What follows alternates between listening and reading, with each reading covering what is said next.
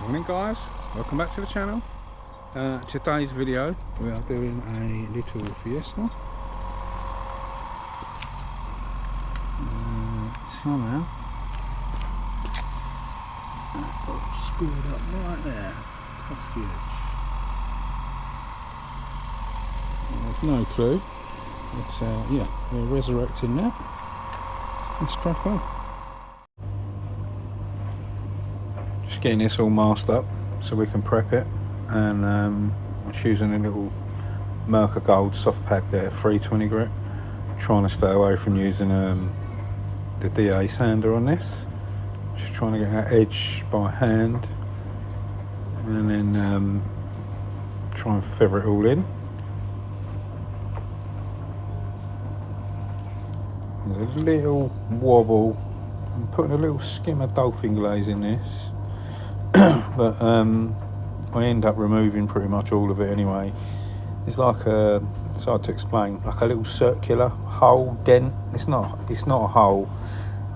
It looks like a hole. It's a tiny little bit, but I ended up blocking it out at 180 in the end. It did come out. I didn't want to sand through it too much, but managed to get it out. A lot of people worry about using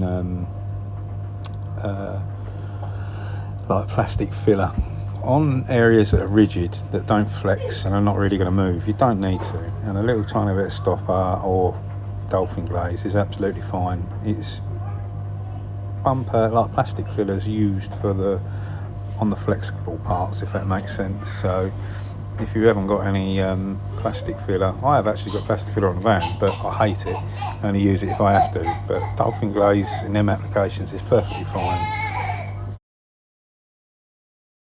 Just masking this up for a bit of primer now. I think I changed my mind here.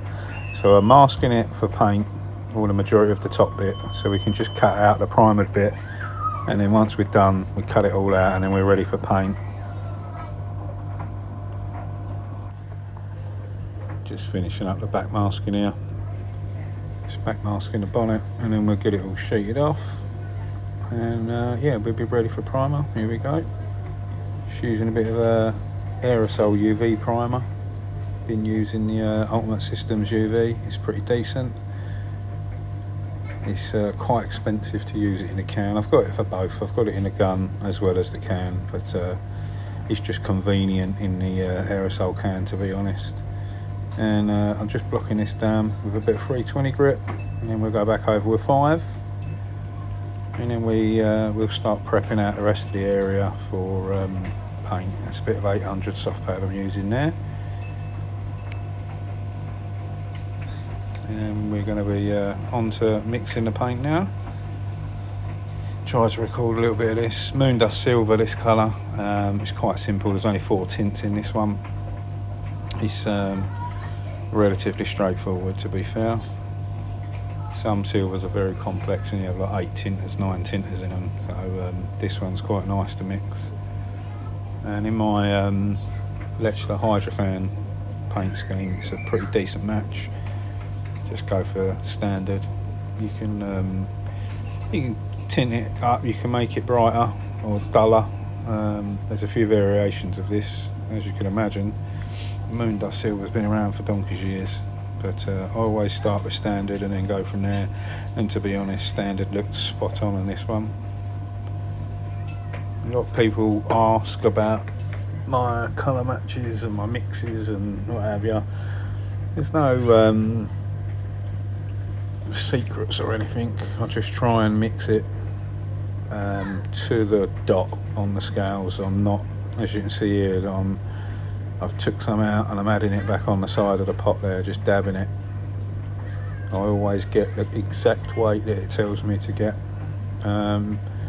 Yeah, and just sort of go from there really. And the scales are nothing fancy.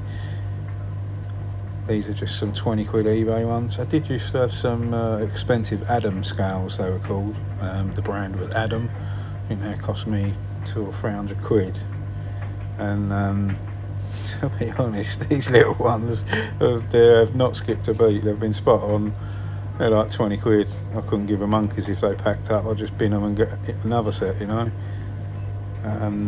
the 300 quid ones were no sort of different. Just finalising this mix now. I didn't time lapse this, so this is sort of real time what you're seeing.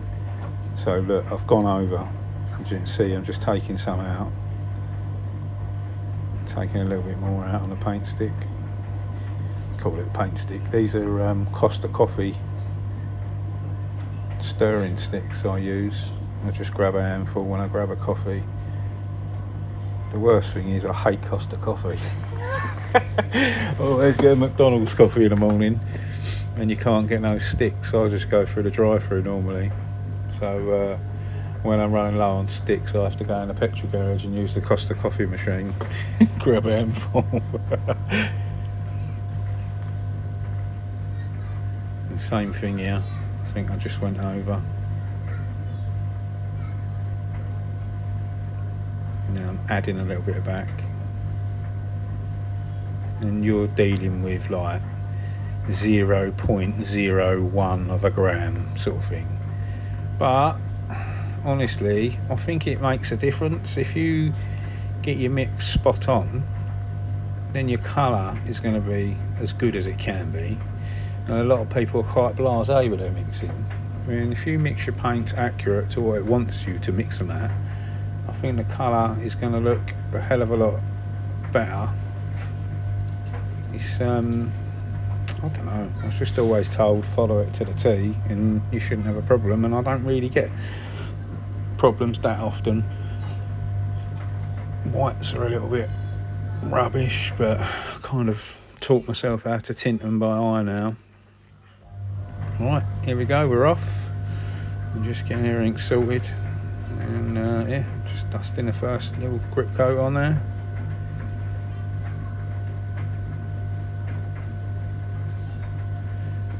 Moon Dust Silver can be a bit of a pain to blend, but once you get your head around it, it's quite straightforward. I don't really struggle with silvers. If anything, I have problems with greys and blues for blending for some reason. I don't know why. We're on the clear coat already. Panel temperature was about 30 degrees and it was about 26 degrees when I was doing this. I was going to put my gazebo up, but this was on a like a cul-de-sac. This is on a road, and if I put my gazebo up over this motor, I probably would have been halfway out in a road blocking people. So I didn't bother. The weather's good, obviously it's not going to rain. I'm just laying down that clear.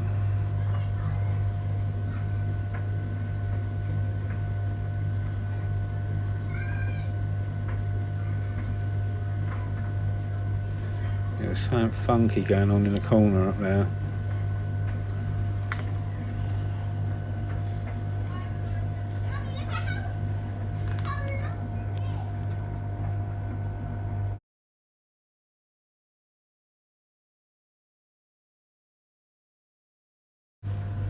Just let that flash off for a bit.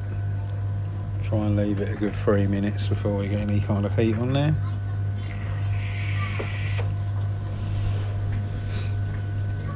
Come out fairly clean. Obviously I've got to polish my blend areas in. Didn't really know where to blend this out to. It's quite difficult. I decided to just drop it down there on the sides, just wet flatten this, bit of 1500. It's very difficult when the panel is hot. You've got to be, obviously I've let this cool down. The coolest it went down to was about 27 degrees, so I was wetting it trying to get it colder. But when panels are hotter, you can peel back the lacquer, so you've got to be a bit careful. I was using a little soft pad there as well, so 1500 grit, then 2000. And what I ended up having to do on this, because it was getting too hot too quick, I was panel wiping the hell out of it as well, because I don't want this to fail and come back. So by panel wiping after you've polished, you see the true state of your polishing. So yeah, I was occasionally spritzing a little tiny bit of water on my polishing pad, which I don't normally do. Some people do polish wet, I don't. But I was just trying to keep the temperature down as much as I could. Yeah, and then polishing it up and burning the blend in to make it look good. The mid section was mint, I didn't flat any of that. The two corners up there, I don't know whether it was sort of trying to react or not, but as you can see, it's come out sweet. All my blends went in pucker, colour's good, matches everything around it. Customers over the moon. It's back to their nice. There we have it, guys. That is officially jobbed. Customers over the moon. Came out nice. Them blends you see me polishing in. I wasn't really blending anything, and I was just making sure they definitely wouldn't come back. The panel temp's so hot, it's so hot out. So I don't normally put water on when I'm polishing, but it's so hot whilst you're trying to polish, it actually can ruin your job. So I was trying to keep it a little bit damp just to keep the panel temp cool, so it wouldn't ruin the blend, and then I kept panel wiping it to make sure we definitely brought it right back up and it's not going to fail. So yeah, we got there. It looked good in the end. As always, a massive thanks for watching, and we'll see you very soon on the next one. Stay safe and be lucky.